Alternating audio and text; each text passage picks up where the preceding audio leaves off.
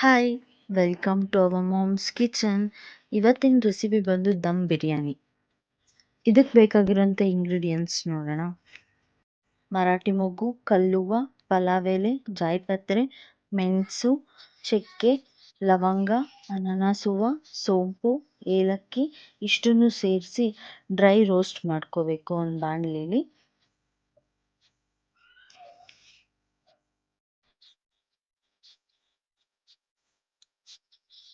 ಇದನ್ನ ಪೌಡರ್ ಮಾಡ್ಕೊಂಡಾದ್ಮೇಲೆ ಅದಕ್ಕೆ 2 ಸ್ಪೂನ್ ಧನಿಯಾ ಹಾಕ್ಕೊಂಡು ಮತ್ತೆ ಮಿಕ್ಸ್ ತೊಳೆದಿರೋಂಥ ಚಿಕನ್ಗೆ ಅರಿಶಿನ ಮತ್ತು ಮೊಸರು ಎರಡು ಆ್ಯಡ್ ಮಾಡಿ ಮಿಕ್ಸ್ ಮಾಡ್ಕೊಳ್ಳಿ ಚೆನ್ನಾಗಿ.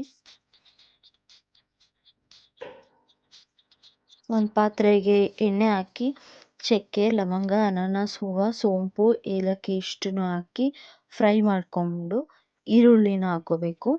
ಈರುಳ್ಳಿ ಚೆನ್ನಾಗಿ ಫ್ರೈ ಆಗಬೇಕು. ಶುಂಠಿ ಬೆಳ್ಳುಳ್ಳಿ ಪೇಸ್ಟ್ ಹಾಕಿ ಟೊಮೆಟೊ ಚೆನ್ನಾಗಿ ಫ್ರೈ ಆದಮೇಲೆ ಚಿಕನ್ ಹಾಕೋಬೇಕು. ಚಿಕನ್ ಎಲ್ಲ ಬೆಂದಮೇಲೆ ಸ್ವಲ್ಪ ಉಪ್ಪು ಹಾಕಿ ಒಂದು ಬಾಣಲೆಯಲ್ಲಿ ಮೆಣಸಿನ್ಕಾಯಿ, ಮೆಂತ್ಯ ಸೊಪ್ಪು, ಕೊತ್ತಂಬರಿ, ಪುದೀನ ಇಷ್ಟು ಹಾಕಿ ಫ್ರೈ ಮಾಡಿಕೊಂಡು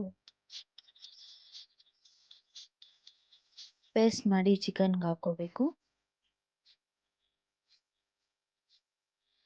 ಮೊದಲು ಮಾಡಿದ್ದಂಥ ಪೌಡರ್ನ ಒಂದು ಸ್ವಲ್ಪ ಹಾಕೊಬೇಕು.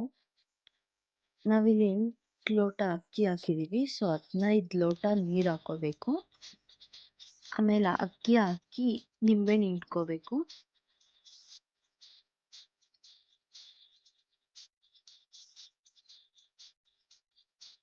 ನೈಂಟಿ ಪರ್ಸೆಂಟ್ ಕುಕ್ ಆದಮೇಲೆ ತುಪ್ಪ ಹಾಕೋಬೇಕು.